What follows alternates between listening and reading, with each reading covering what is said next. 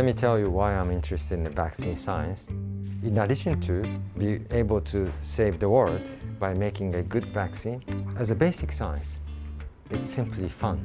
I'm Ken Shi, working at the Division of Vaccine Science at the Institute of Medical Science. I work on the vaccine immunology, how it works, and sometimes how it makes side effects. Apparently, pandemic has shown us how vaccine is important and critical to save people. The vaccine has been the most successful medical intervention in the history to prevent deadly infectious disease. 200 years ago, people start thinking of not treating, but preventing infectious disease by mimicking infection. This is called vaccine. We are establishing the Vaccine Design Center, where we are determined to make a completely new type of vaccine and immunoprophylaxis that would prevent even the infectious disease before vaccine is made. Unfortunately, Japan has been slow making vaccine against corona pandemic, not because we don't have enough technology, but rather it was due to our psychology that the pandemic was not real emergency like war or disaster. Some people said, why do we need domestic vaccine, although we can purchase the vaccine from other countries? But please imagine that next time, there's no guarantee that we will have the same opportunity to purchase the vaccine. In case of no available vaccine from the world, what do we have to do is we have to have a vaccine domestically.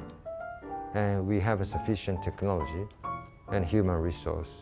So our lab aim is to make vaccine in 100 days. Why? Because in the coronavirus pandemic, it took 300 days that were quick, but not sufficient to protect and save more people that we should. So rather than making vaccine by attenuating or weakening the pathogen, we rather start dissecting this vaccine component into modules so that once virus comes, we can assemble that module into one vaccine formulation at day one. So we are also focusing on the human immunology rather than mouse immunology, because we learned how immune system in human are diverse. We are planning to make much deeper technology-oriented human immunoprofiling from human blood samples. We are now looking at a single-cell level immune system analysis. From now on, we are moving into nano level, which is million times less volume than cells. We have a new machine to make this nanoparticle detection where it was not possible before. So with this new technology, we are moving into the new field from micro level to nano level immunology. So our aim is not just to prevent the pandemic, but also utilize this technology or new finding towards future medicine called preventive medicine.